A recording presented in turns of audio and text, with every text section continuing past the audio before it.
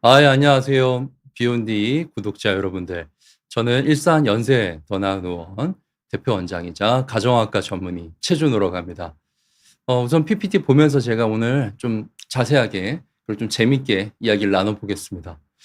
오늘의 주제입니다. 다이어트 관심들이 당연히 많으실 텐데 오늘 제가 주변에 다 조사를 했어요. 여기 나오려고. 다이어트 관련해서 어떤 게 제일 궁금하시냐? 뭐 지금 뭐 제로 음료, 뭐 마운제로 너무 많죠.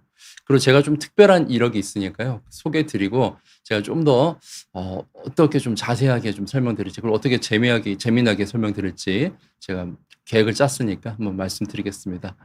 우선 제 소개 먼저 드리겠습니다.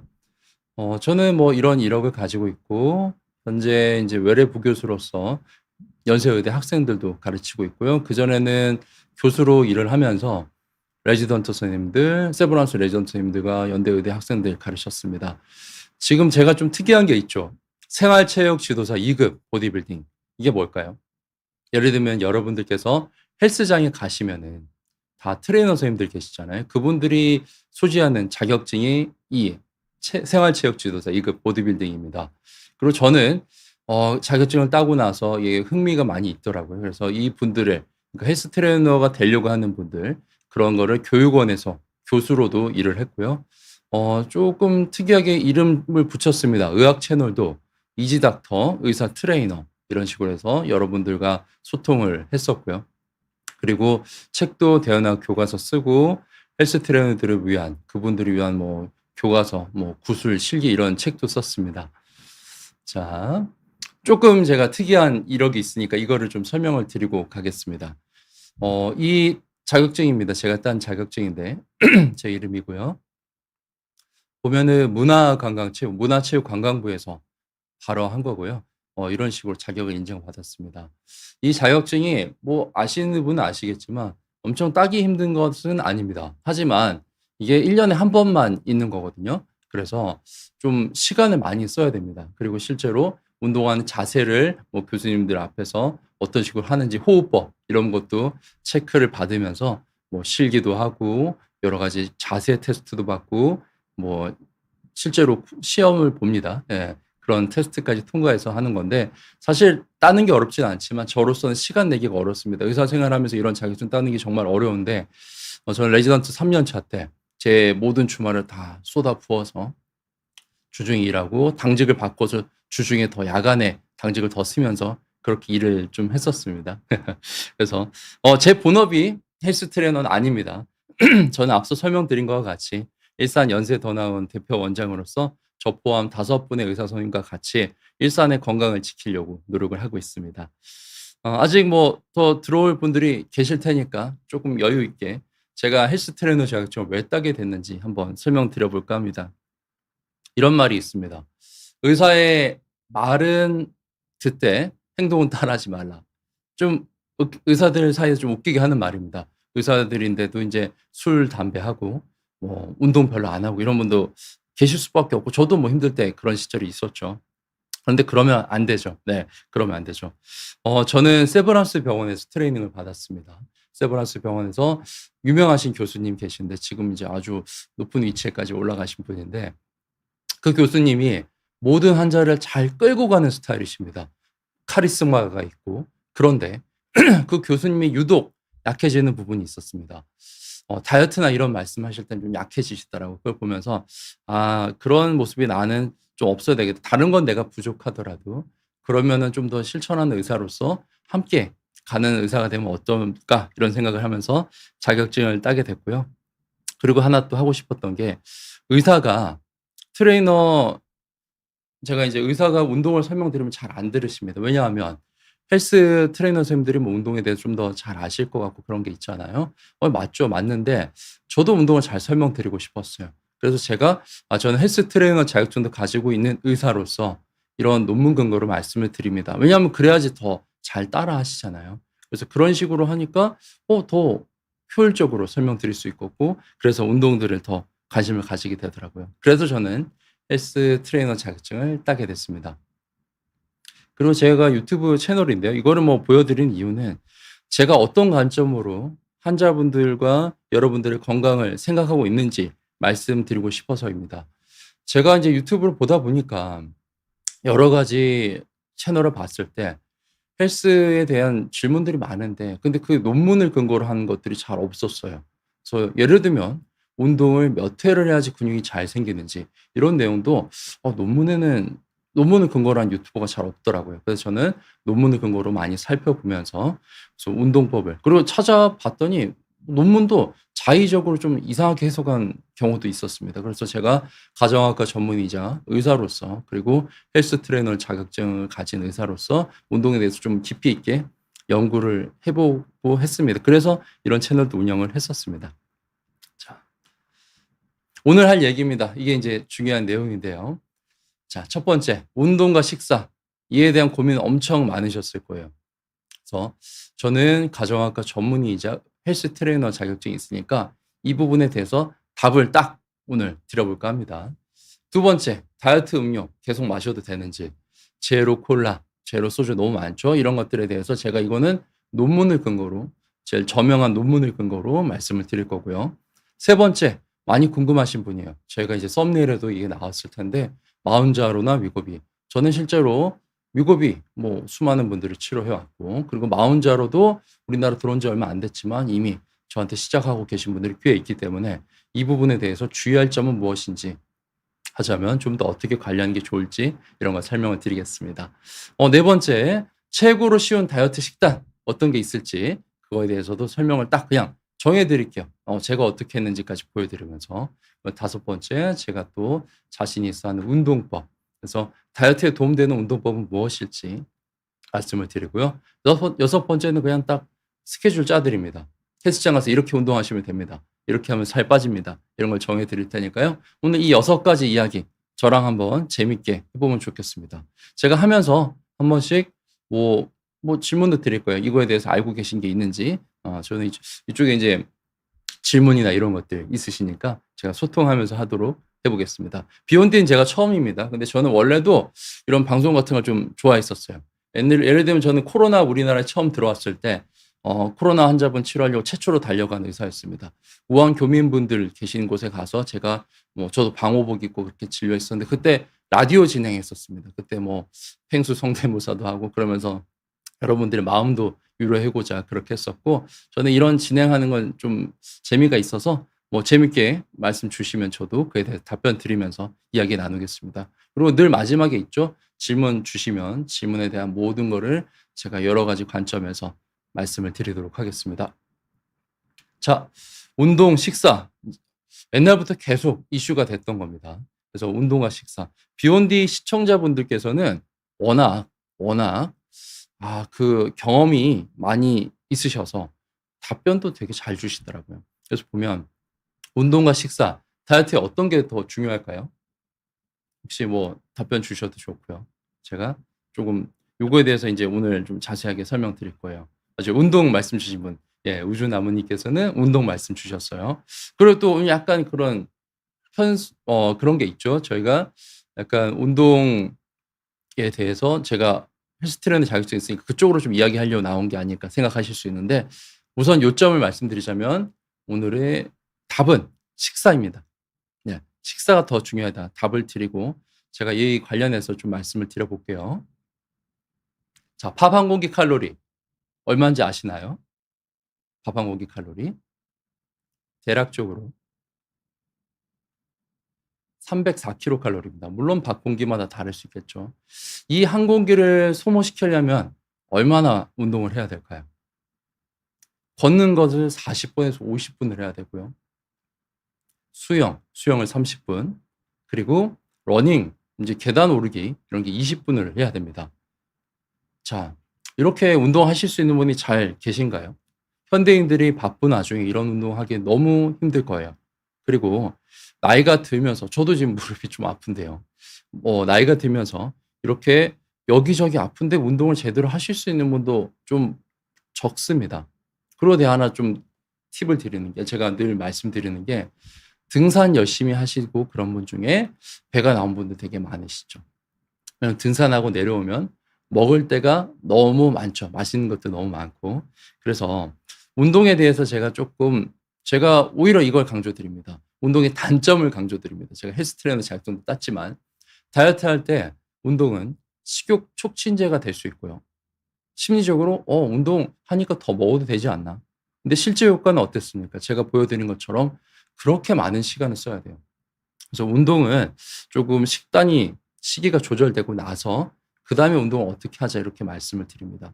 그리고 제가 마지막에 어떤 운동하면 살 잘 빠지는지 그것도 설명드릴 테니까요. 끝까지 들어주시면 좋겠습니다. 자, 제로 음료 한번 이야기해 보겠습니다. 이런 기사도 나옵니다. 보니까 일부러 먹었는데 뭐 비만 당뇨를 부른다. 그리고 제로 음료는 이렇게 성장하고 있고. 자, 제로 음료에 대해서 이슈 제가 논문 근거로 말씀드릴게요. 우선은 답을 또 먼저 말씀드립니다. 제로 음료 원리는 좋습니다. 원리는 좋은데 논문상으로서는 큰 이점이 없었다. 조금 역설적인데요. 한번 이거를 풀어서 말씀드릴게요. 자, WHO입니다. 공신력 있는 세계 건강을 지키는 기관이고요. 시스테믹 리뷰 그리고 메타 분석한 결과입니다. 메타 분석은 뭐 모든 학자들이 인정하는 상위 단계 논문이니까요. 자, 제로 음료 논문 분석입니다. 간단하게 말씀드릴 거고요. 자, 체중. 이제 이 논문 결과에서 무작위 대조군 임상 연구에서는 체중이 0.7 정도 감소가 있고요. BMI는 0.14 정도 개선이 됐습니다. 질문도 주셨네요. 질문 한번 좀 이야기해 볼까요? 5월의 푸름님께서 질문 주셨는데 87kg에서 68kg로 뺐는데 살이 더 이상 빠지지 않아서 고민입니다. 물론 제가 키를 몰라서 BMI를 좀 알 수는 없겠는데요. 1년간 똑같아서 피검사 및 초음파를 해보니까 갑상선에 혹이 있고 다낭성이며 갑상선 저하증까지는 아니어도 수치가 아주 조금 문제가 있다고 합니다. 살이 너무 안 빠진다. 그래서 지금 갑상선 얘기가 나오면 또 이제 마흔자루 위고비에서 이슈가 되는 걸 하나 짚고 넘어가야 될 거고요. 디에타민도 이야기를 해봐야 될 것 같습니다. 지금 체중 감소하는데 갑상선에 혹이 있다. 사실은 이제 위고비나 마흔자루는 갑상선 암이 있다고 사용하지 못한다고 되어 있지는 않습니다. 지금 심지어 암도 아니긴 하셨어요. 그래서 지금 수질암이 아니면은 수질암이 가족력과 본인이 수질암이 아니라면 사용하는데 문제는 없습니다. 그건 하나 이야기해 놓고요. 그리고 갑상선 기능 검사에서 뭐 조금 문제 있는 거는 사실 갑상선 때문에 살이 안 빠진다고 하긴 어려울 거예요. 그래서 디에타민과 마운자로의 차이를 좀 설명 먼저 드릴게요. 디에타민은 단기적으로 사용하는 약입니다. 3개월 쓰고 2개월 끊어야 되고 그런 것들이 제한이 되어 있고요. 마운자로는 좀 더 안전하고 장기적으로 사용할 수 있는 약이죠. 저는 그래도 이 중에 말씀을 드리자면 확실히 갑상선 암이 아니셨다고 하면 전문의와 상담을 한 다음에 마운자로를 시도하는 게 더 낫지 않을까 이런 생각을 합니다. 이따가 제가 마운자로 사용할 때 절대 안 되는 군을 좀 설명을 드릴 테니까요. 그것도 참고해서 정하시면 좋을 것 같아요. 디에타민은 조금 보류를 해보시죠. 네, 이어서 한번 보겠습니다. 그래서 제로 음료 살을 빼주긴 합니다. 근데 0.7kg 너무 적지 않나요? 자, 그리고 오른쪽에 환자 대조군 연구입니다. 여기서는 뭐 너무 길게 서 있는데 저는 이제 간단하게 심혈관 질환을 경미하게 상승시킬 수 있다. 이렇게 나왔습니다. 그래서 어떻게 해야 될까? 보면 우선은 이 오른쪽에 좀 무서운 내용이잖아요. 심혈관이 상승된다. 심혈관 리스크가. 근데 이건 너무 무서워하지 마시고요. 환자 대조군 연구는 아무리 뭐 밸리데이션 하고 이제 통계를 조작했다고 하더라도 조금 제로 콜라를 드시는 분들이 체중도 많이 나가고 그런 게 문제가 있는 분들이 좀 포함될 수 있으니까 이거 자체만으로서 너무 걱정하지 마시고요. 근데 그것보다 이걸 설명드릴게요. 체중이 별로 안 빠졌어요. 왜 그럴까요? 제로 음료. 제로 음료 마시고 연속 혈당 측정기 해보신 분들이 있을 겁니다. 혈당을 올리지 않습니다. 그래요. 혈당을 안 올려. 근데 그럼 살이 안 쪄야 되잖아요. 근데 왜 살이 찔까요? 제로 음료 자체보다는 제로 음료가 가진 단맛 때문입니다. 우리가 단맛에 너무 노출이 되다 보면은 점점 숨어있는 단맛을 못 느끼게 돼요. 예를 들면 다른 음식에 찌개에 숨어있는 단맛도 못 느끼게 되고 단맛에 너무 노출이 되다 보면 예를 들면 우리가 다이어트 한다고 소금도 끊고 모든 음식 쫙 관리하다가 닭가슴살만 먹다가 갑자기 찌개나 이런 거 먹으면 어때요? 소금이 쫙 차오르는 느낌이 나죠. 그런 것처럼 단 것도 계속 노출되다 보면은 단 것에 대해서 미각이 둔해집니다. 그러면 숨어있는 당이나 탄수화물을 발견하지 못하고 그로 인해서 우리는 당을 더 먹게 되고 살이 더 찔 수 있는 거죠. 요 부분을 좀 알고 계셔야 될 거예요. 자, 그리고 대체당이 진짜 위험한 건지 요 부분 좀 너무 궁금하잖아요. 제가 그거를 알아야지, 이거에 대해서 확실해야지 다이어트 콜라나 소주 마셔도 된다 이런 거 결정을 해 드릴 거 아니에요. 이거는 논문인데요. 이번에 네이처지입니다. 유명한 논문만 가져왔어요. 이것은 이제 엘리스리톨이라는 대체당에 대한 논문이고요. 심혈관 리스크를 올릴 수 있냐? 뭐 간단하게 표 다 보실 필요 없고 Q4라는 걸 보면은 이제 사망률이나 이런 걸 높아질 수 있다 되어 있는데, Q4는 너무나도 많이 드시는 분을 말하는 겁니다. 그래서 그런 분이 아니면 사실 크게 문제는 없습니다. 그리고 미국, 유럽 기준이니까 엄청나게 먹는 분들 기준이에요. 그러니까 제로 콜라를 너무 부담은 가지지 마시고요. 그래서 결론을 말씀드리면 제로 콜라 드셔도 됩니다. 저도 마시고 있고요. 근데 다른 콜라나 단 음료를 대체한다는 전제하라고 말씀을 드릴게요. 그래서 물 대신 마시고 드시는 건 절대 안 됩니다. 또 양이 중요해요. 아까 상위 25% 이런 얘기도 들었었고요. 요즘에 뭐 아스파탐이 발암 가능 물질로 좀 분류가 됐다 이런 얘기도 나오는데, 근데 일일 섭취량 내에서 이제 하루에 12캔, 36캔 먹었을 때 이런 바람이고요.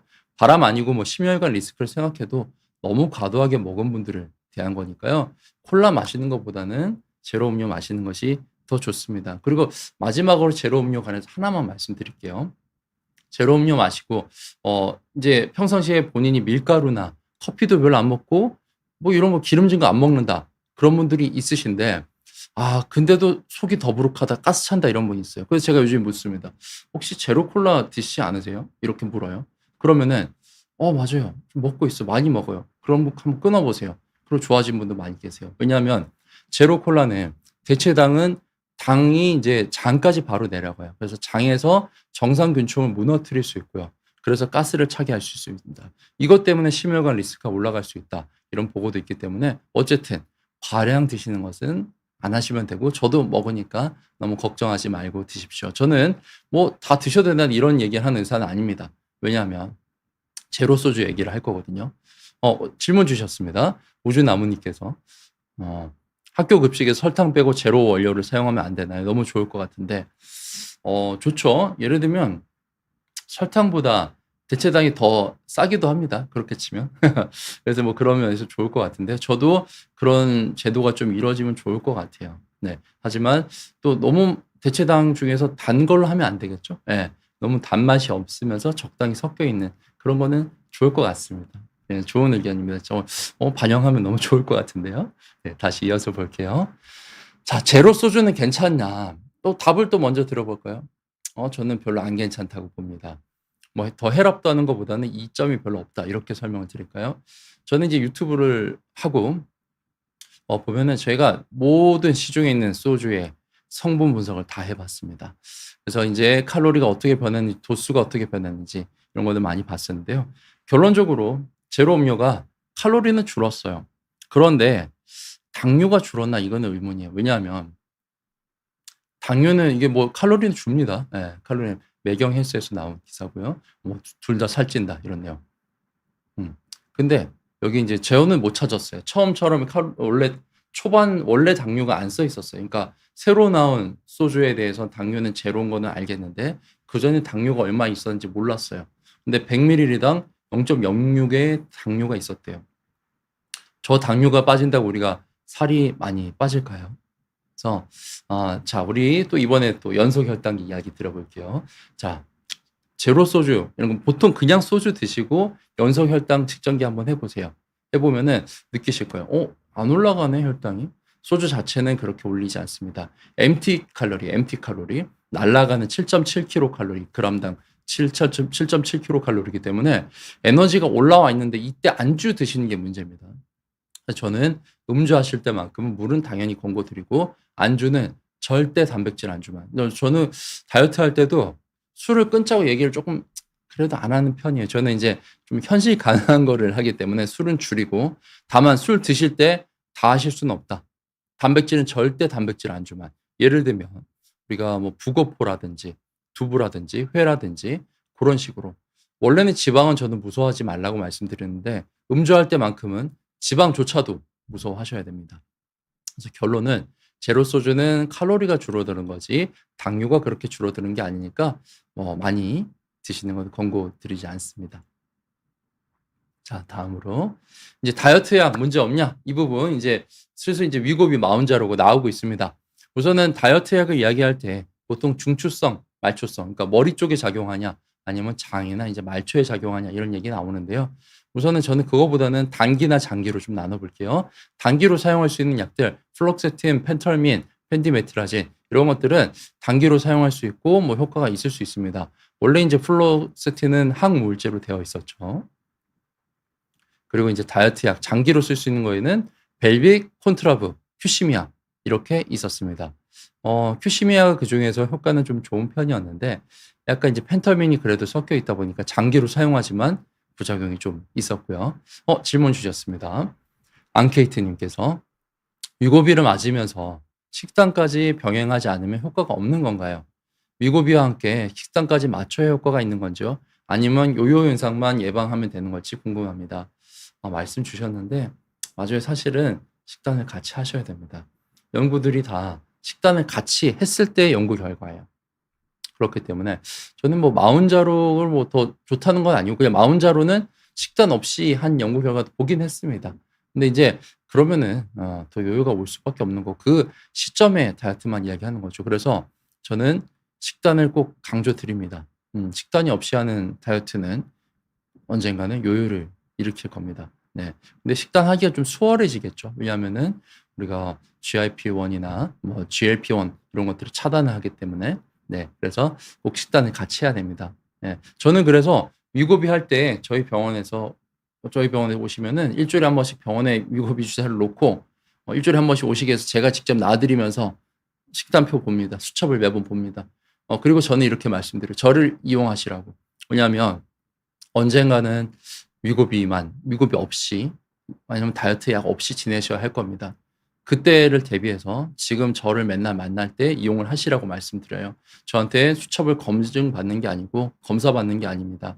저희 있을 때 어떻게 하면 좋은지 본인이 느껴보시도록 제가 최선의 다이어트 식단을 설명드릴 테니까 어쨌든 저는 꼭 식단을 체크합니다. 식단은 중요합니다. 네. 자, 이어서 해볼게요. 다음으로 이런 것들이 뭐 부작용들이 있죠. 그래서 좀 더 이제 부작용도 적고 장기적으로 쓸 수 있는 거. 근데 주사제가 있죠. 오늘 이슈가 되는 장기 주사 치료제 삭센더, 위고비, 마운자로. 자, 기존으로서 삭센더, 위고비는 같은 회사에서 나온 거고요. GLP-1 오고니스트 여기 기능을 작용하는 겁니다. 아까 어떻게 작용하는지 이따가 간단하게 설명을 드릴 거고요. 마운자르는 티제파타이드라고 하고요. GIP-1 오고니스트라는 게 들어가서 좀 다릅니다. 마운자르 기전입니다. 이건 마운자르에서 제가 이제 온 자료고요. 지방 저장을 조절하고 식욕 및 포만을 조절한다. 위 배출 조절. 왜 좀 더 자세하게 보면요. 이제 GIP 수용체라는 게 하나가 추가가 됐어요. 이제 위고비는 그 전에 GLP-1만 됐었는데 이 GIP까지 작용해서 지방과 말초에도 작용한다. 그래서 지방세포 그리고 뭐 포도당 흡수 이런 것들을 조절한다는 거고요. 그리고 이제 뇌에 작용도 하고 뭐 말초에도 작용한다 이런 내용입니다. 그래서 결론적으로 말씀드리면 저는 그 전부터도 한 3년 전에도 제가 마운자로 관해서 유튜브 제작했었는데요. 마운자로가 좀 더 뛰어난 것 같습니다. 그리고 부작용도 좀 더 적다고 되어 있습니다. 근데 단 지금 아직 우리나라의 데이터는 없죠. 그래서 지금 들어온 지 뭐 사용한 지가 얼마 안 됐어요. 그래서 우리나라 의사들도 아직은 사용한 경험이 그렇게 많지는 않을 거예요. 그래서 무조건 마운자로가 더 좋으니까 맞으라 이 말씀은 아니에요. 어쨌든 지금까지 데이터 결과에서는 마운자로가 효과가 뭐 좀 더 좋았고 부작용도 좀 적은 경향이 있습니다. 그리고 제가 뭐 주사를 해보면 별로 아프진 않은데 위고비도 별로 안 아픈데 마운자로가 조금 더 아픈 경향이 있어요. 맞고 나면 살짝 좀 피가 나옵니다. 좀 그런 경향이 있긴 한데 마운자로 위고비에 대해서 이야기할 때 위고비는 그래도 좀 경험이 좀 더 있고 마운자로는 효과 좋다고 되어 있지만 아직까지 좀 데이터가 좀 부족한 면이 있다. 권순중님 질문 주셨습니다. 주사로 살을 뺀다는 거는요. 내가 살을 얼마까지 빼겠다 목표를 잡고 그 주사를 조절해서 맞는 건가요? 저는 170에 70kg인데 딱 5kg 정도 빼고 싶은데 식욕이 마음대로 억제가 안 돼서 강제적인 게 필요하네요. 주사로 살을 빼는 거. 물 한번 마시고 좀 말씀드릴게요. 죄송합니다. 저는 목표를 정하라고 말씀을 드려요. 왜냐하면 그리고 뺄 때 최대한 빼야 됩니다. 속도감이 너무 중요하고요. 다이어트는 심리 게임이기 때문에 재밌게 내려가야 됩니다. 그리고 그 체중을 기억하게 하고 한 달 정도 유지한 다음에 끊습니다. 좀 언제 체중 얼마나 해야 되는지 질문 많이 받죠. 저는 무조건 목표 설정을 설정하고 그 체중까지 가고 나서 한 달 정도 유지하면서 모든 약이나 뭐 생활 습관을 조금씩 줄이고 조절해야 된다고 설명드립니다.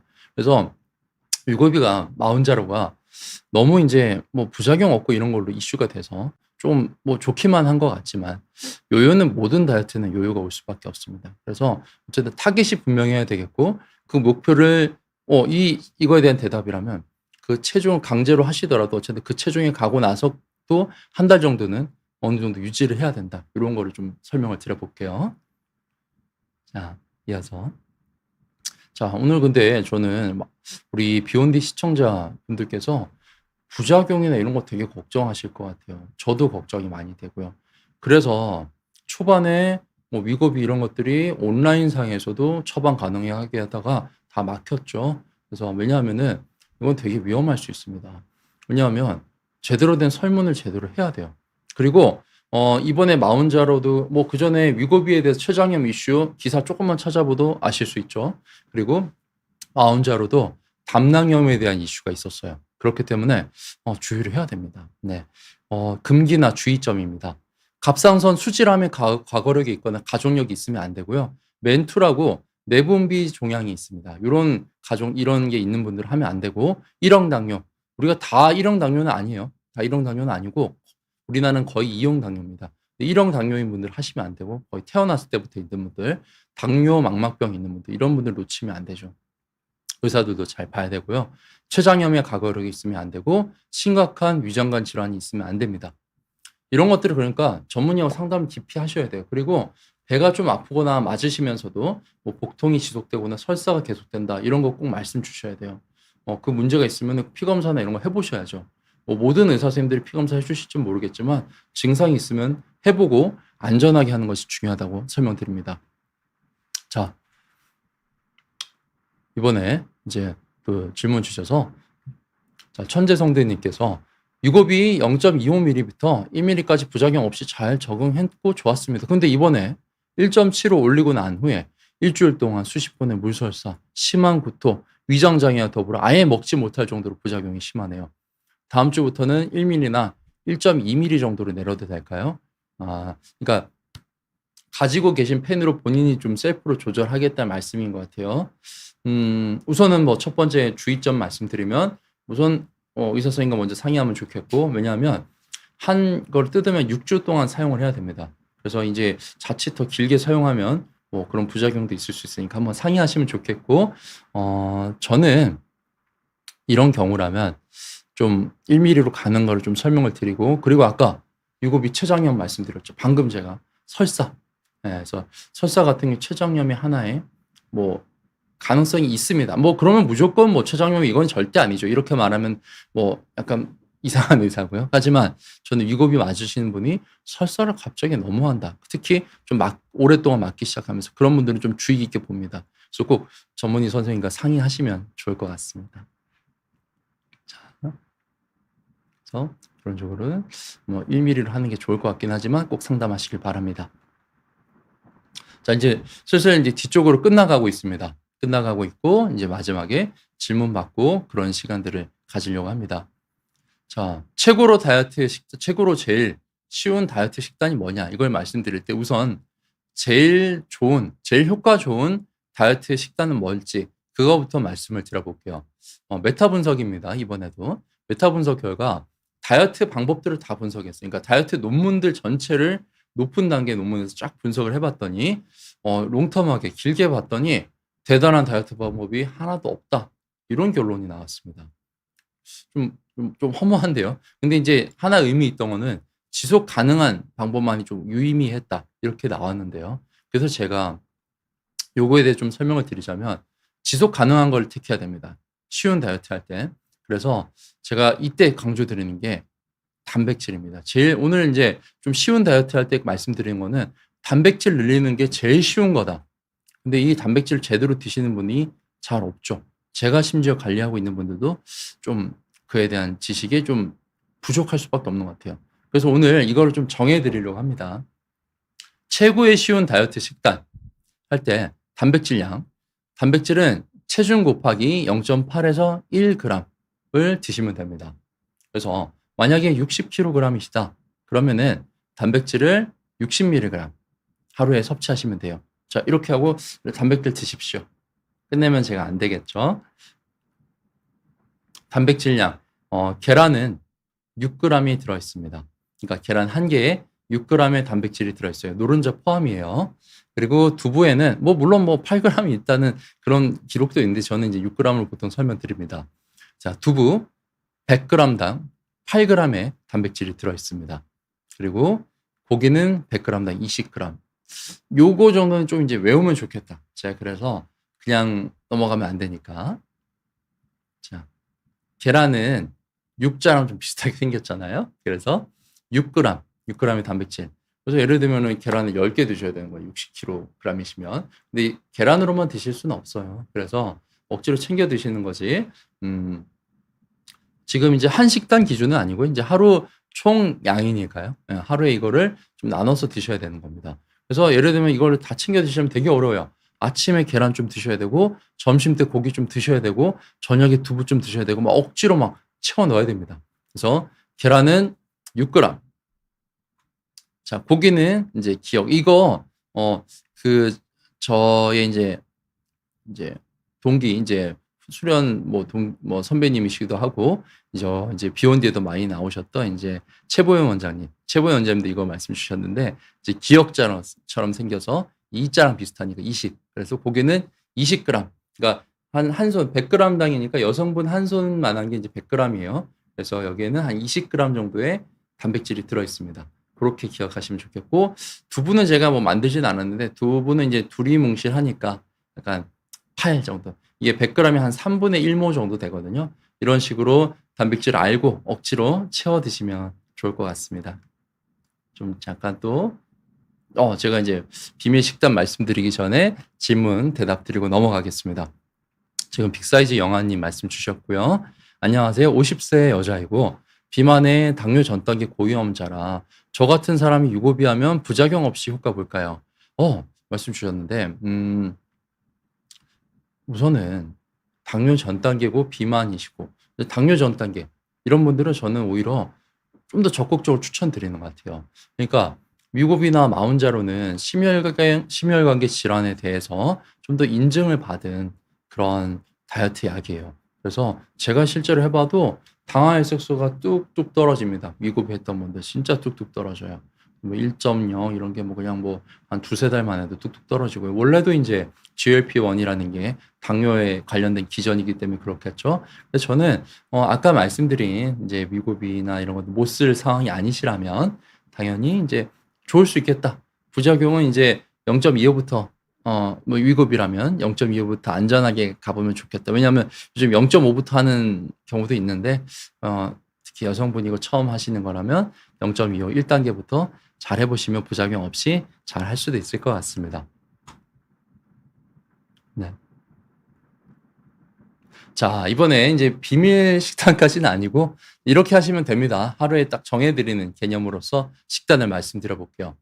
아침, 보면은 제가 이제 식단표 적어 오시는 거 봅니다. 보면은 아침은 되게 챙겨서 드세요.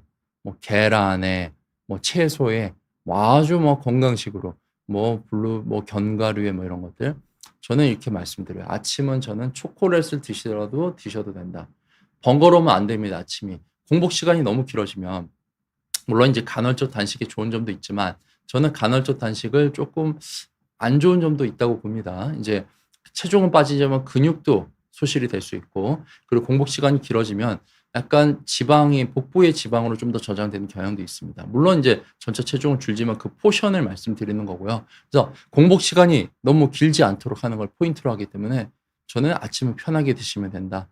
두유 같은 거 드시면 베스트지만 뭐라도 조금은 드셔라. 그걸 더 강조드려요. 아침에는 탄수화물이 많아도 괜찮습니다. 점심때는 순댓국이나 뭐 건더기 위주죠. 돈가스, 생선구이 이런 거. 왜냐하면 밖에서 드시면 마음대로 먹을 수 있는 게 없어요. 저는 심지어 햄버거도 말씀드려요. 햄버거에 이제 빵을 좀 줄이고 홈밀빵 같으면 더 좋을 것 같고요. 그리고는 뭐 예를 들면은 그 뭐 지하철 이름으로 된 그런 샌드위치 파는 데도 있잖아요. 예. 그런 것도 너무 좋죠. 전 헬스 트레이너 자격증 딸 때 이제 헬스 트레이너분들이랑 식사를 점심 때 다 같이 하는데 햄버거 엄청 많이 드십니다. 예. 햄버거는 단백질 함량이 많기 때문에 저는 괜찮다고 봅니다. 네. 그리고 이제 도시락은 닭가슴살, 두부, 샐러드 이런 것들을 싸가서 드시면 좋죠. 그리고 점심 때는 밥은 반 공기 정도 드십시오. 네, 이 정도는 이제 좀 드시면서 유지하는 걸 추천드리고 뭐 이거보다 더 적게 드시는 분도 저는 조금 말리고 이거보다 더 드시고 싶을 수 있지만 그래도 이 정도로 좀 참으면 좋겠다 말씀을 드려요. 그리고 특히 점심 저녁 사이 중요합니다. 이때 두유나 견과류가 들어가야 됩니다. 보통 점심과 저녁 사이 간격이 멀어요. 그럼 저녁 때 배고파지고 폭식을 하게 됩니다. 그렇기 때문에 저녁은 저는 마음껏 드시라고 말씀드립니다. 삼겹살, 회, 수육 좋습니다. 채소랑 같이 드시고 다이어트를 좀 열심히 계획을 하신다면 저녁은 탄수화물은 좀 최소한으로 해야 됩니다. 그래서 아침은 탄수화물이 많아도 되고 저녁은 단백질 위주로 가고 그래서 이런 패턴으로 가신다면 꼭 좋은 결과를 이루실 수 있을 것 같아요. 자, 이제 거의 끝나가요. 제가 잠깐만 물 좀 마실게요. 좋습니다. 그래서 이제 뒤에도 헬스장이 있잖아요. 제가 이제 헬스 트레이너 자격증을 가진 의사니까 이렇게 준비를 주신 것 같은데 이제 운동에 대해서 제가 말씀드릴 거고 특히 질문도 운동 위주 주시면 좋을 것 같아요. 저는 이제 운동 가는 논문들을 진짜 유튜브 하면서 다 찾아봤습니다. 그래서 그에 대해서 답을 드릴 수 있을 것 같습니다. 우선 딱 정해드리면 최고의 다이어트 운동법 하면은 기본으로서는 이제 근력 운동이 제일 기본입니다. 근력 운동 해야 되는데 근데 처음부터 근력 운동 잘 못 하시죠. 왜냐면 체중이 있으면 무릎도 아프시고 허리도 아프고 다 아프니까. 그래서 우선은 처음에는 근력 운동을 뭐 하시는 게 좋지만 하시자면 처음에 운동은 저녁 식후에 운동을 추천드려요. 다음 끼니가 없어야 됩니다. 그래서 밤에 러닝 하시는 분 중에 몸 좋은 분 많죠. 이제 그다음에 식사가 없으면 돼요. 네. 그래서 뭐 근력 운동이 기본이지만 이제 처음에 하신다면 약간 이제 유산소를 하시면 좋고 그거는 다음 끼니가 없는 저녁 이후 유산소를 추천드립니다.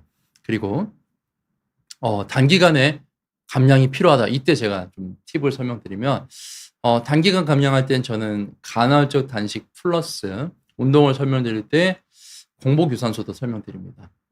공복 유산소가 사실 평상시에는 추천은 잘 안 드리는데 그래서 초반에 조금 좀 재미가 있어야 돼요. 다이어트는 전 늘 강조드립니다. 다이어트는 재미가 있어야 된다. 그래서 초반에 좀 빨리 빼고 싶으실 때 이제 그 양을 조금 이제 공복 유산소를 한 30분, 40분 정도 하시면 돼요. 그러면 쫙쫙 빠집니다. 근데 근력 운동도 그때 같이 하시면 좋은데 아니면 근육이 빠져요. 그래서 뭐 예를 들면 저는 바디 프로필 찍으시거나 뭐 결혼식 전에 단기간 때는 추천드리지만 그리고 너무 재미가 없어질 때쯤 그때만 추천드립니다. 자, 그리고 마지막 운동 시간이 너무 없다. 요거 좀 설명드리기 전에 우주나무님께서 유산소로 자전거를 타는데요. 자전거만 타도 하체 운동 안 해도 될까요? 하체하면 다음날 일을 못 하겠어요. 이 정도면 열심히 하시는 거죠. 그래서 자전거도 강도가 조절이 가능하잖아요. 예. 그러니까 하시면 돼요. 예. 자전거만 하셔도 운동 됩니다. 다만 내가 다리가 안 아픈 순간이 온다. 그때는 내가 근력 운동을 좀 추가를 해야 되겠네. 이렇게 생각해 주시면 좋을 것 같아요. 이어서 그럼 질문 먼저 받고 넘어갈까요? 자, 그리핀님께서 하루 일과 전에 운동을 하루를 시작하는 것도 좋다고 그러던데 어떤가요? 일찍 일어나서 운동을 하루를 시작하는 게 좋은지 아니면 운동을 마무리하는 게 좋을지 저는 답부터 먼저 드리는 거 좋아하니까 후자를 선택하겠습니다. 이제 마무리 운동을 하는 게 좋다. 왜냐하면 아침 운동하면은 뭐 세로토닌도 나오고 도파민도 나와서 좋은 점이 많을 거예요. 근데 이거는 좀 개인 성향의 차이가 있을 수 있습니다. 왜냐하면 우리가 옛날에 뭐 많이 이야기했던 아침형 인간이나 뭐 이런 것도 있기 때문에 호르몬의 사이클이 달라요. 뭐 코티솔이나 이런 것들. 그래서 모든 분한테 해당되는 게 아닌데 어쨌든 아침에 운동하고 활력이 있다. 그런 분들은 저는 뭐 하셔도 나쁘지 않다고 보고, 근데 대부분의 모든 분들께는 저녁에 운동하는 게 좋다고 말씀드립니다. 왜냐하면 특히 다이어트를 위해서는 다음에 식사가 있으면 안 됩니다. 다음에 식사가 있으면 아까 말씀드린 식욕 촉진제가 되어버릴 수 있기 때문에 좀 주의하는 게 좋아서 그래요. 예. 죄송하지만 그렇게 말씀을 드리겠습니다. 저는 아침에 운동 해봤는데 하루 헬스 2번 해본 적이 있거든요. 바디 프로필 찍으려고. 근데 너무 힘들던데요. 아니, 뭐 피부는 좋아지는 것 같았는데 너무 힘들어서 저는 그렇게 하니까 일을 못 하겠더라고요. 자, 그리고 마지막, 운동 시간이 없다. 요즘에 히트라고 있죠. 하이 인텐시티 인터벌 트레이닝이라고 있는데요. 짧은 시간 빠르게 달리고 쉬고. 그래서 뭐 예를 들면 저는 이것도 말씀드려요. 6초 동안 엄청 빠르게 달리고 1분 쉬고 6초 빠르게 달리고 이거를 6번 반복을 합니다.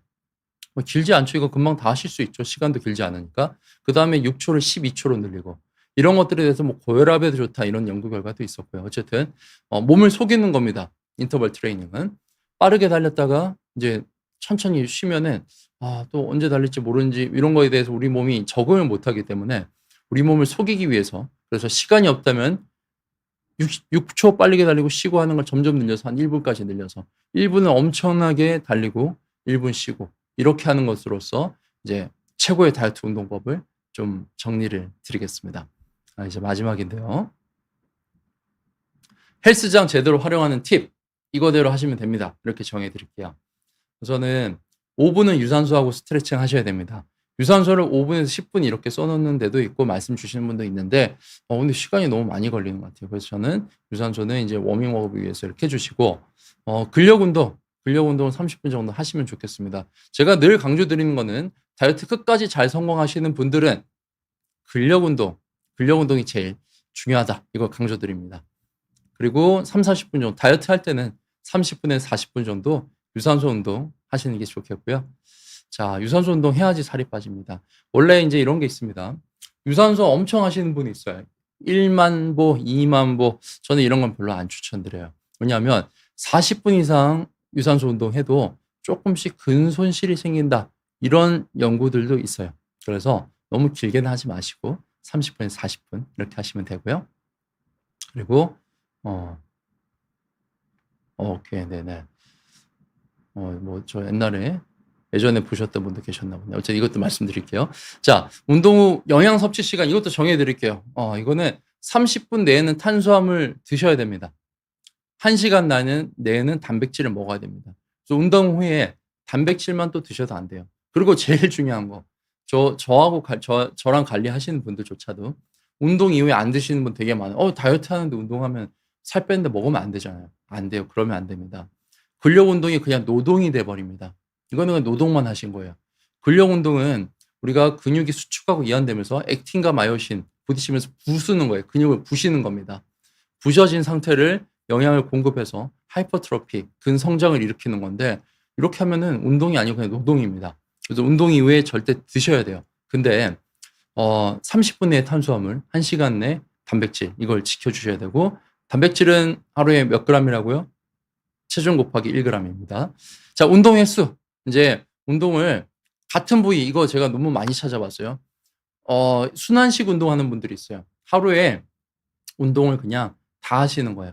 팔도 하고 어깨도 하고 뭐 순환 운동은 전체적으로 웰리스 이제 웰빙을 위해서는 되게 좋습니다. 하지만 다이어트를 생각했을 때 그리고 근비대를 생각했을 때는 같은 부위는 일주일에 2회에서 3회만 예를 들면 상체와 하체 뭐 2분할을 하신다 그러면은 3회가 되겠죠. 일주일 매일 하셨을 때 일요일 쉰다면 그리고 3분할을 한다면 일주일에 2회 될 거예요. 그러니까 3분할 하시는 분은 일주일에 이제 2번 하니까 괜찮고 뭐 2분할 하시는 분들은 뭐 3번 하시게 되니까 뭐 괜찮긴 합니다. 어쨌든 같은 부위 운동, 이두 운동은 일주일에 2번 아니면 3번만 자극되도록 그거를 주의해 주십시오. 자, 제가 드리고 싶은 이야기가 너무 많습니다. 다이어트 관해서. 하지만 오늘 시간도 이렇게 좀 넘긴 느낌도 있고 오늘은 질문 답변 드리면서 마무리할까 합니다. 아까 말씀 주신 건 네. 자제분께서 26세시고 키가 180, 키가 크세요. 몸무게 120kg입니다. 아들도 함께 0.25. 그러니까요. 아까 인제 50 세라고 하셨었나 제 기억에 가면. 그래서 자제분은 인제 뭐 좀 더 젊으신 분이고 하니까 저라면은 근데 이게 좀 원래는 0.25 입니다. 0.25로 해서 제가 책임을 지기가 어려우니까. 근데 이거는 전문의서니까 상의를 해 보시고요. 근데 저는 인제 환자분하고 협조가 된다면 0.5로 시작하는 경우도 있고 이걸 또 알아서 오세요. 주변에서 알아서 저는 0.5 부터 하고 싶어요." 이렇게 말씀 주시는 분도 있습니다. 하지만 0.25가 원칙이고 좀 뭐 공신력 있는 이런 채널에 제가 뭐 0.5 부터 하세요는 그렇고 전문의서인과 좀 상의해 보시면 좋을 것 같습니다. 아 자 오너 님께서 질문 주셨습니다. 저는 질문 받는 거 너무 좋아해서 마음껏 주시면 좋을 것 같습니다. 저는 가정의학과 전문의입니다. 자 모든 거 답변 드릴 수 있습니다. 말라서 고민입니다. 밥도 많이 먹으라는데 못 먹겠어서 운동 이후에 칼로리 몬스터 3 스푼 정도 먹습니다. 이거 먹어도 체중 증가에 도움이 될까요? 자 거기에 당류가 몇 그램이 포함되어 있나요? 그게 중요할 거예요. 아마 저런 식의 단백 음료에는 아마 탄수화물이 꽤 들어 있을 거예요. 그러니까 게이너라고 하죠. 예 이런 것들은 살은 더 찔 수 있어요. 예 그래서 뭐 그렇게 하시면 체중은 더 늘 수 있을 겁니다. 그래서 뭐 늘 수는 있지만 예. 빅사이즈 영화님께서 감사하다고 말씀 주셨네요. 예 감사합니다. 고수진 님. 식사 조절로 감량을 좀 했는데 얼굴살도 빠져버렸어요. 얼굴살 다시 찌울 수는 없죠. 맞아요. 이게 진짜 고민이시죠. 음. 결론부터 말씀드리면 얼굴살부터 빠지지 않게 다이어트를 하면 좋습니다. 그러니까 빠진 얼굴살을 그냥 뭐 채울 수는 없고요. 그렇다고 해서 저거를 그냥 막 드시라고 말씀드릴 수는 없어요. 왜냐하면 우리가 그 세월이 있는데요. 그래서 우선은 살을 뺄 때 너무 극단적으로 하지 마십시오. 그리고 영양 성분도 꼭 필요합니다. 비타민도 부족한 경우도 많이 있고요. 그런 경우가 많이 있으니까 꼭 채소나 이런 것들 잘 탄수화물도 복합 탄수화물은 괜찮아요. 정제되지 않은 그런 탄수화물 드셔도 되니까 조금 드시면서 해도 좋겠습니다. 그래서 너무 급격하게 빼지 않으면 얼굴살도 좀 덜 줄 겁니다. 네. 다음 질문이고요. doing something 분이고요. 저는 요즘 열이하면서 탄탄한 몸매를 가지고 싶어서 주 3회 30분 공복 제자리 달리기 하고 있고 아침 식후에 오후쯤에 무겁게 하체 주 1회 가볍게 상체 주 1회 그리고 덤벨로 전신 1회 하고 있어요. 이 정도 운동이면 적당할까요? 시간은 50분 정도 해요. 이 말씀 주셨는데 그러니까 인제 뭐 괜찮죠. 괜찮은데 언젠가는 근력 운동을 좀 추가하시자 설명을 드립니다. 근력 인제 하고 나서 몸이 아파야지 근력 운동입니다. 아파야 근력 운동이다. 이렇게 말씀드리는데 그다음에 좀 아파야 됩니다. 그러니까 관절이 아프면 안 되고요. 그 근육이 아파야 돼요. 그래서 운동을 제대로 배우고 하셔야 되는 건 중요하지만 이제 그런 부분들이 이제 중요하겠습니다. 그래서 꼭 이제 처음엔 그렇게 하시다가 언젠가는 근력 운동도 제가 말씀드린 거 있잖아요. 그대로 한번 해 보시면 좋을 것 같아요. 네. 자. 답변 너무 감사합니다라고 오너님께서 해 주셨고 게이너 먹으면 뱃살만 찐다는데 팔다리 찌우는 건 불가능할까요? 배로만 살이 찔까요? 맞아요. 근데 운동을 하시면서 하면 팔다리도 찌고 운동 안 하시면서 하면 뱃살만 찌죠. 그렇기 때문에 운동을 잘 하시면서 근력 운동 아파야 근력 운동이다. 그렇죠? 아플 정도로 근력 운동하고 드시면 너무 좋아요. 저는 제가 제일 좋아하는 시간은 열심히 헬스를 하고 뷔페를 가는 겁니다. 저는 근력 운동하고는 마음껏 먹습니다. 그래서 근력 운동 제대로 하고 먹는 거는 저는 편하게 드셔도 된다고 말씀드려요. 우주나무님께서 부위별 운동 하나씩만 추천해 주실 수 있나요? 하체 빼고요. 자, 우선은 랩풀다운이죠. 이제 어깨 등 운동 이제 뭐 우리 근육을 크게 나눌 때 등을 나누고요. 등과 이두를 같이 붙이고 가슴과 삼두를 붙이고요. 그리고 복근 따로 하고 어깨 따로 하고 다리 이렇게 합니다. 그래서 이제 뭐 등 운동을 한 다음에 랩풀다운 우리가 이제 헬스장에서 이렇게 턱걸이 같이 기계를 내는 게 있잖아요. 턱걸이는 본인의 체중을 다 견디기에 너무 어려워요. 그렇기 때문에 이제 랩풀다운을 해서 본인이 점차 늘리면 좋겠고 하나 팁을 드리자면 얼만큼 몇 회 해야 되나 이 질문 주실 수 있어요. 운동은 8에서 12회. 그러니까 본인이 8에서 12회 했을 때 더 힘들어서 못 드는 정도 무게가 제일 좋은 운동입니다. 3에서 5세트 이거를 3에서 5세트 반복하시면 제일 좋고요. 어쨌든 랩풀 다운을 하시면 좋고 그거를 8에서 12회 할 수 있는 강도로 하시면 좋습니다. 그리고 당연히 푸시업 말씀드리죠. 가슴 운동은 푸시업이 제일 좋고요. 푸시업 중에서 뭐 이제 뭐 상부, 중부, 하부 나누기도 하는데 그냥 푸시업 하셔도 좋습니다. 예. 그리고 하체는 말씀 안 주셨으니까 뭐 복근 운동은 이제 클런치 이제 그냥 윗몸 일으키긴 허리를 다치신 분이 너무 많아요. 그래서 클런치를 이용해서 상부만 이렇게 숙이는 운동 이렇게 하는 운동을 좀 추천드립니다. 이 세 가지만 제대로 하셔도 뭐 하체는 스쿼트가 좋긴 하겠지만 이런 운동만 제대로 하셔도 근육은 늡니다. 빅사이즈 영화님께서 아가씨 땐 4에 17에서 48kg였는데 출산 후에 산후풍으로 인해서 계속 다이어트 요요 현상이 반복되었어요. 혹시 위고비도 요요 현상이 있는지 궁금합니다. 있습니다. 있고요. 모든 다이어트는 있습니다. 그렇기 때문에 위고비를 할 때도 다이어트 식단을 잘 지키면서 하셔야 돼요. 문제가 위고비 할 때 제가 맨날 강조드리는 거 드세요입니다. 위고비 하면 식욕이 안 당겨요. 그래서 안 먹습니다. 그럼 어떻게 되죠? 근육을 잃고 요요가 오죠. 자, 요요가 얼마나 무서운 거냐면요. 우리 몸은 원래 체중으로 돌아올 때 예를 들면 뭐 70kg 돌아온다. 돌아올 때 같은 이제 근육과 지방 당연히 지방만 늘리면서 올라옵니다. 그러니까 원래 체중은 똑같은데 지방이 더 늘어진 내가 되는 거예요. 얼마나 무섭습니까? 예. 그래서 요요는 절대 막아야 돼요. 그래서 식단을 그러니까 오히려 단백질 더 드셔야 돼요. 그리고 살이 안 빠지는 분 중에 안 드셔서 살 안 빠진 분 되게 많습니다. 저는 뭐 DHA 호르몬이나 이런 거 검사하기도 하는데요. 단백질을 잘 먹어야지 오히려 좋은 연료가 돼서 살이 더 빠질 수가 있으니까 잘 드시는 것을 강조드립니다.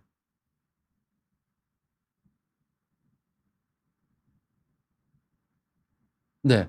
뭐 저는 질문 계속 주시면 계속 받을 테니까요. 편하게 말씀 주십시오. 어깨 넓어지면 어떤 운동이 좋나요? 우선은 이게 어깨 운동하려면은 뒤에서 잡아줘야 됩니다. 예, 뒤에서 잡아줘야 되기 때문에 랩풀 다운이 너무 좋죠. 예, 랩풀 다운이 너무 좋고 어쨌든 등 운동을 하셔야 돼요. 첫째 등 운동이고 그리고 이제 약간 이제 뭐 편법을 쓰자면은 뽕을 넣자면 델토이드 이제 이쪽에 옆에 근육 델토이드 근육을 운동하셔야 돼. 이게 레터럴 레이즈 이런 식으로 이런 식으로 하면 바로 좀 넓어 보이죠. 그러니까 바로 티가 나려면은 레터럴 레이즈 같이 어깨를 이렇게 너무 무게로 하지 마세요. 승모근이 개입되니까 이런 식으로 버티고 내려오는 이런 것들을 해주시면은 좋습니다.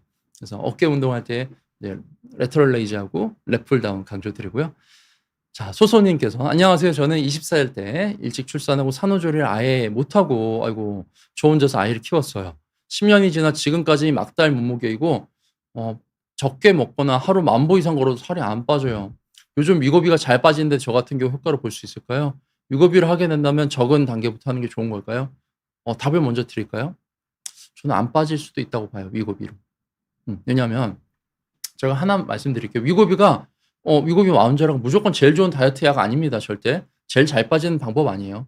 위고비하고 마운자로는 롱텀하게 그러니까 길게 사용하면서 안정성이 발견된 그 약일 뿐입니다. 그래서 뭐 짧게 빠는 법은 여러 가지 방법이 있어요. 이제 오히려 그런 방법이 이런 분은 더 맞을 수도 있어요. 그래서 우선은 저는 소소님 같은 경우에는 좀 전문의 상담을 하시고 필요할 때는 이제 뭐 검사를 하셔서 좀 체중이 증가하는 원인이 있진 않을까. 건강검진은 달라요. 건강검진은 약간 전체적인 것과 그리고 암에 포커스를 맞춰져 있습니다. 그래서 검진에서 문제가 없었다고 그냥 검사 안 하고 그냥 관리하시기보다는 약간 다이어트를 뭐 전문을 하는 병원에서 검사를 해보고 원인을 한번 알고 하면 좋을 것 같습니다. 그래서 결론부터 말씀드리면 유고비가 무조건 답은 아니다. 한 번쯤 원인을 먼저 분석해 보는 게 좋을 수 있다. 뭐 인바디든 이거 체승본 분석이든 해보는 게 좋겠습니다. 자, 김민재님, 배가 산만큼 튀어나와서 짧은 시간에 빠르게 뺄 수 있는 약이 있을까요? 있습니다. 제가 아까 말씀드린 것처럼 이고비 마운자로가 효과 좋은 건 맞지만 그거 말고 다른 약도 있어요. 빨리 뺄 수 있는 약. 뭐 다이어트 약을 조합을 해서 뭐 하는 약 그런 것도 있고요. 예, 그래서 약은 있는데 이거는 여러 가지를 체크해야 돼요. 그래서 단기로 빼는 약은 뭐 신경정신까지 과거 이력이 없는지도 체크를 해야 되고 뭐 위고비나 마운자로는 이 부작용들을 좀 봐야 되겠죠. 네. 네. 그래서 지금 이제 먹는 약들 보면은 이제 아까 말씀드린 부분들이 있었잖아요. 그래서 먹는 약으로 하는 것도 뭐 효과가 있을 수 있지만 이런 부작용들이 아까 말씀드린 것처럼 부작용이 있을 수 있으니까 체크해 주십시오. 네. 네, 좋습니다. 그러면은 그렇게 질문 많이 주셔서 예, 관련해서 제가 이야기 드렸고요. 뭐 영상을 이제 녹화한 거를 보신 분도 계실 거예요. 그래서 여기다 댓글 달아주시면 제가 그에 대해서 답변도 드릴 수 있으니까 편하게 답변 주십시오. 50분이 종료했는데 좀 넘었네요. 예, 끝까지 봐주셔서 감사합니다.